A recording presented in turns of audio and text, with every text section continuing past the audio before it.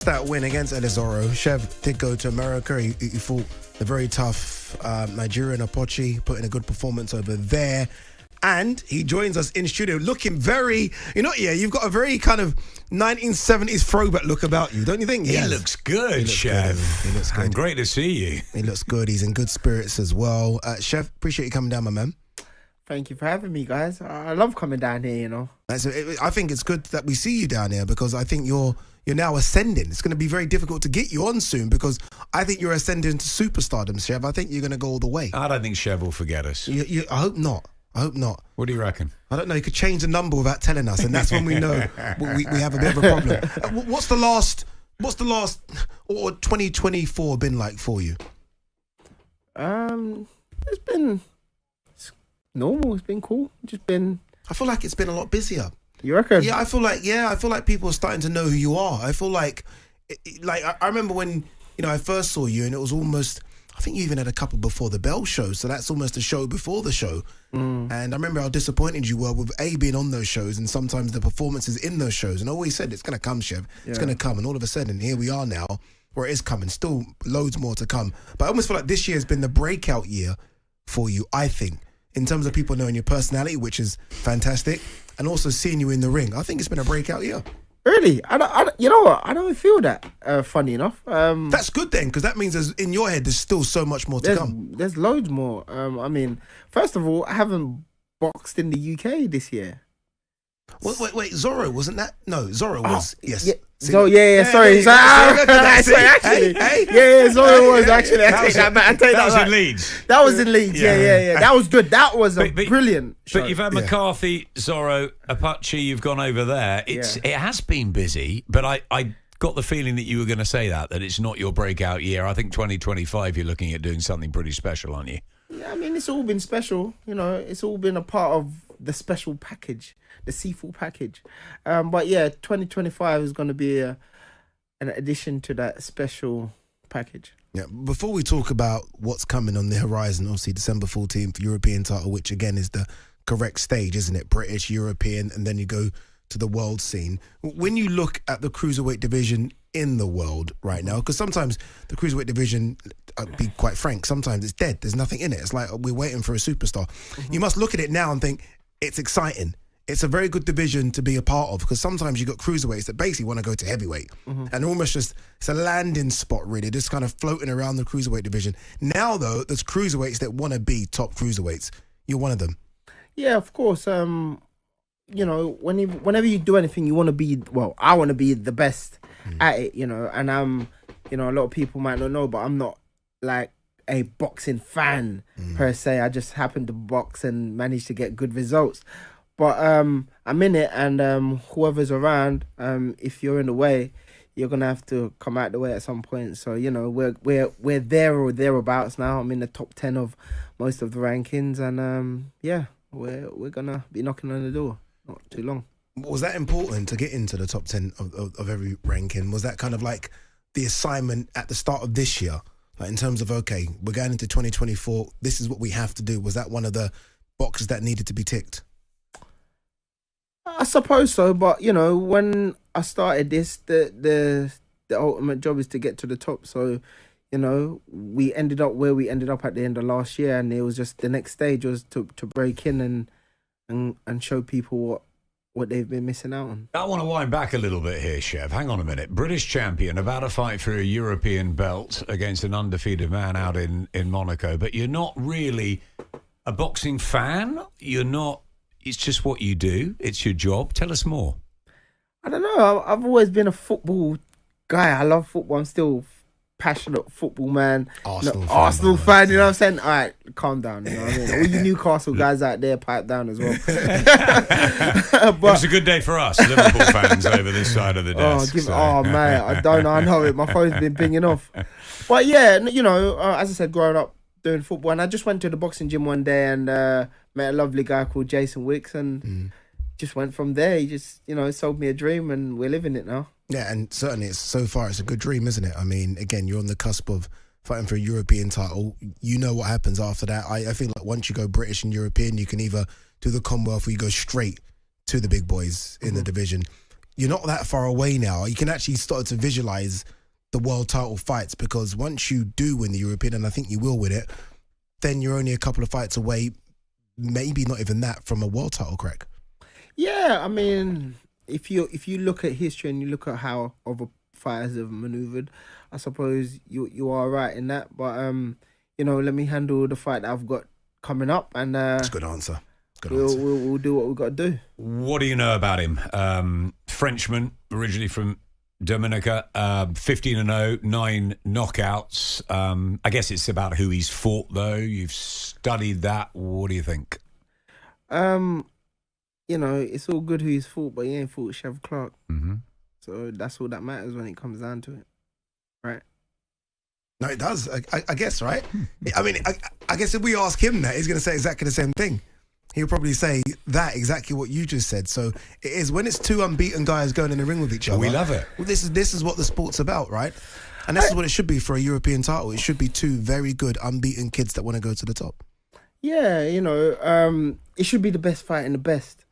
And when you look at my trajectory and how I've taken on my career so far, I've had 10 fights.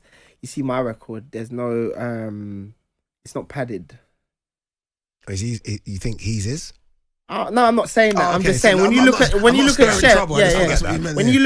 look at Chev, you've taken steps up. You've gone up the levels, and fairly quickly in 10 fights. Oh, I don't know if it's quick, but I could just say that. I think it is, fighting for a European title in fight number 11. Yeah. I can say that Chev's proven. He's been tested. So yeah, come December 14th, it's going to be a beautiful day, because you know what? I'm going to win, and it's my birthday. So it's your birthday as well, December 14th, and you've got a night in Monaco. You know what I'm saying? And the night in Monaco, I'll be there as well. That's going to be a good night. That's going to be a good night. Turn up. Straight after. Monaco's expensive though, so it's on you. It's certainly on you. If you do win the European title, when I do win, start again. When you win the European title, you don't go backwards then, do you? And the reason I mention that is because there are names over here that are British level fighters that I think will get there as well. I think Vidal Riley's a good fighter. I think he will potentially get there. But then you don't go back then, do you? Because we want those fights, no? We want to see those fights. The eyes move there with Vidal Riley. It did move. Vidal seemed... Every time I say Vidal, I like you to fight get a Vidal reaction Riley. from Chev. Yeah, there's a reaction there. Hey, listen, me. First and foremost, I ain't got no beef with Vidal or anybody else out here. We'll fight. We're all fighting, guys. We'll. This is what we do. We'll fight, right? Mm-hmm. When you look at Chev, do you think that fight will happen? I mean, I've got the British. He's got the English. Am I correct? Yes, he's got the English, hasn't he? And he's undefeated. I mean, and he's a good talker. It's a great match. Talk's cheap.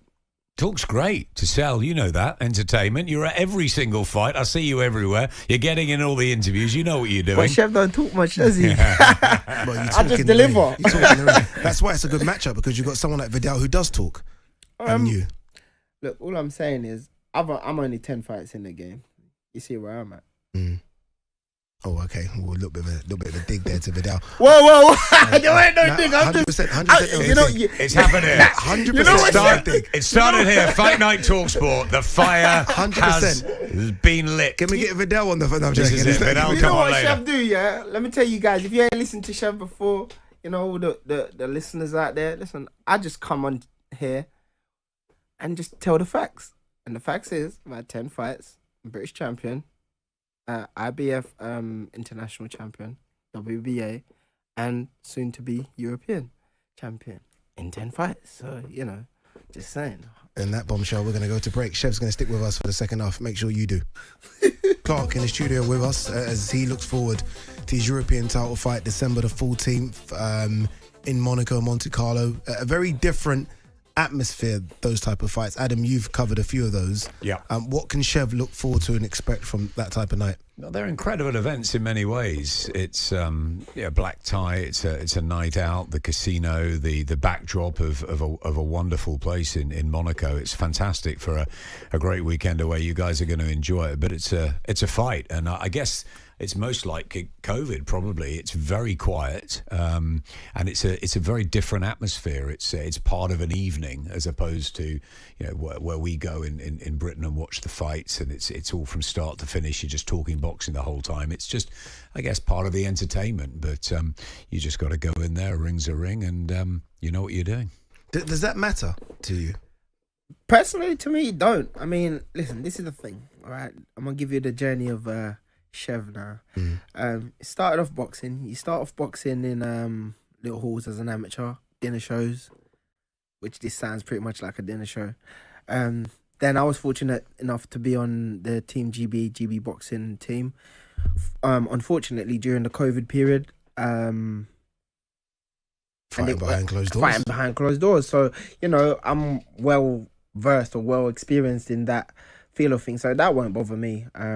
So yeah, I'm looking forward to it, man. Putting a show either way. So ring, me and him, and even if people were there to shout, they can't save him. Now, Adam mentioned before, as soon as you came in, that this is your full fight this year, which is a lot nowadays. I mean, you just don't get that kind of activity. I like that momentum. It's really good. Do I love it. that, I love it. So busy shout like out to the guys for putting that on for me, making that happen.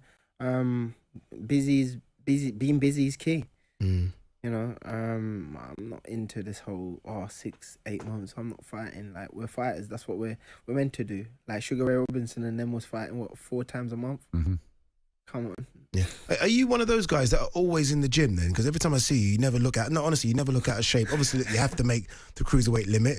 You're very thick set. But are you always one of those people that just live in the gym? Because I see some guys almost, as soon as a fight camp is started, that's when they then go to the gym, as opposed to always being in the gym and then sort of using the fight camp to kind of lose weight. Almost like they use fight camp almost like a Weight Watchers program. Yeah. What about you? Are you always constantly in the gym? I was fortunate enough, as I said, to be on GB boxing, and there was a standard set there, so I live by that standard. You got that experience, that pedigree in the amateurs as well. Do you think that really holds you in good stead now, going through it the traditional route, British, European, and then obviously hitting the world scene in, I guess, probably 12 months, 18 months, but it's going to be soon, isn't it? It's going to come at some point, and I'll be ready for it. But yeah, I think being on the team definitely has helped shaped who I am and shaped my professional career. You say, Chev, that your record's not padded, maybe, unlike the opponent that you're facing. I never said that. In Monaco. What did you say then, Chev? That's what you said. Play the audio. That's what you said. Yeah, rewind the audio, because what Chev said is, if you look at my trajectory, my record, it's not been padded. Yeah. I never said in comparison. Okay, so yours has not been padded. So you're going a fast route, but you're taking it seriously, and it's on course. Richard Riakporhe, say Chris Billam-Smith. Billam-Smith's got a huge fight in a couple of weeks, we know, against Zerdo. If they were the next opponents, would you take them, or do you believe you have to get the European title, get some more seasoning before Chev is ready for that moment? First and foremost, you said I'm going fast, right? I don't believe I'm going fast. I'm going at my pace. Because if these other guys could fight the guys that I fought and beat them, they would have done the same thing, right? Mm-hmm. It's like, when you do your job, you do it because you're able to I'm ready. Do it. Yeah. And you're ready. But Chev, the question is, are you ready for a Riakporhe or a Billam-Smith, or do you need more time? Has the case been presented to me? Chev is such a politician. I'm a politician, bro. I'm saying, has it been presented to me? No, you're right. It's not been presented to you. So let's work with the facts. Again, if we want to work with the facts, I mean, I'm going to work with the facts. I fought the guy I fought last got presented to a load of guys over here. None of them fought him. That I know. That's true. I do know that for a fact. So are they ready? Are they ready? Yeah, well, we'll ask them. But I'm asking you if you're ready. I'm always ready. There you There you go, go. Chev. Okay. That's all I wanted to hear. Yeah. Always ready. Yeah. But I also feel, as much as I believe you are ready for all comers, right? I mean, even if it means a world title crack, there is a route to take. Yeah. And I know you're very you're very stuck in that, okay, I want to do this route. Mm-hmm. If you were to win the European title, I know this is all ifs and buts, and I'm going to jump on and piggyback on what Adam says, and you were offered a world title crack, would you take it? What is the rewards for the world title crack? World title. We've seen a lot of guys fight for the world title, and let's say it don't go their way, and we don't see them again. So you've got to be ready to stay at that level. That's the key, isn't it? Oh, I don't know. I don't know if maybe they were ready to stay at that level, but Yeah. Or you've got to go with the flow and the momentum like Chris Billam-Smith's had. I mean, what a story he is. I mean, Chris has done amazing because, me and him were in tryouts to get on Team GB. Obviously, he did his thing and I went my way. So, yeah, he has done amazing, but I don't think it was go with the flow. You don't go with the flow. There's a plan in place. He's got a very good team around him. He's got a very good team, and he's And, got a very good chance against Zerda Ramirez, hasn't he? Yes, he does. He's got good experience. He's had some good wins under him. Ramirez, again, he's a good fighter. Come up from light heavyweight. Yep. Mm-hmm. Southpaw. So, Mm-hmm. we're in for a good fight. He's done his studying for someone that doesn't watch boxing. I don't watch boxing. Doesn't watch boxing, but You guys, knew listen. he was a southpaw and he's come up from the lighter division. Oh, he does Hey, watch listen, it. he Chef certainly does. watches. I don't watch boxing, bro. Okay, yeah, My yeah. assistant's there. She'll come and tell you. Oh, surely. They'll be Yeah. on my case. Are you watching the... I don't need to watch that. Chev, look, there's so many big fights in Saudi, and every time I've spoken to Chev, when are you going to get out to Saudi and be at one of these big fights? Has there been any discussion about you getting on one of these Saudi cards? I mean, that seems to be all the rage now for fighters wanting to get on one of these cards. It's a bigger platform, it's a bigger audience, right? More money. More money. That's the most important thing, is more money. Has there been any discussion at all about you getting on one of those cards? Zero. Really? Zero. I've not heard nothing from anybody, but, Chev's been active all year, so, I'm grateful for that still. Yeah, Does the that- activity is so important, and you think the bigger nights and paydays will come. Hopefully. Well, I don't want to cause any trouble here, so you can ignore this question if you want, but does it annoy you that there has been zero conversations about you being on these cards? Again, you're an active fighter, you're an unbeaten fighter, you've got the amateur standout background as well, everyone knows who you are, Chev. Does it annoy you that you've not even been in the discussion to be on one of these cards? Should I call Turkey now and sort this out for you? Listen, I don't know how the organisation goes for this. These cards. These cards. For Riyadh right? season. For Riyadh season. So, His Excellence, I'm sure, if he cast an eye on the work that Chev does, I'm sure he'd be happy to. Well, he's a fight fan, and he does. To bring me in. But, it's for somebody to bring the card to him and be like, so maybe next time you see him, Ade, be like, there's this guy over, because nobody's ever flicked the channel on my watch. Yeah, I ain't never made nobody fall asleep. No, and I bring a good fan base as well, So when Chev's on the card, I enhance it. Yeah, we love to watch you, and I think it's only a matter of time. I think he keeps winning. He puts on a good performance in Monaco. What a year 2024 will be for Chev Clarke, but 2025 has got to be the coming out party, hasn't it? Man, well, we're already out. It's for Alright, everybody there you else to go. catch up. there you know go. what I mean? I like it. Chev, what can we expect December 14th? What you always see, man, it's going to be explosive, fireworks. Monaco is not going to be the same after I've finished there. Yeah, that's what I like to hear, I Chev. love Good luck, it. Chev. Enjoy it. I can't even say if you become European champion. When you become European champion. Before I leave, Yes, sir, go on. I just watched the fight while I was waiting out there between Echo and Ben. Yeah, Ben Vaughan. Vaughan and Echo Exman, yeah. You know what? Both guys, amazing. Shout out to It was Echo, that's my brutal, boy. wasn't It was a But what? unbelievable fight. You know what? You guys love that, but if you ever see me in a fight like that, it's Yeah. not. That's the kind of fight where you say, okay, let's not see any of those fighters for 6 months. It Yes, was. sir. It was that brutal. It was that brutal. But well done to Eka Well Usman done for to winning. both. Well done to Ben Vaughan as well for taking part. And well done for you on what's been a really good 2024. And hopefully you can put the cherry on top of the cake come December 14th. And then I'll see you in Riyadh 2025. Yes, sir. Indeed we will. Chev Clarke, my man. Appreciate it. On AM, on DAB, via the talkSPORT app and on your smart speaker. talkSPORT.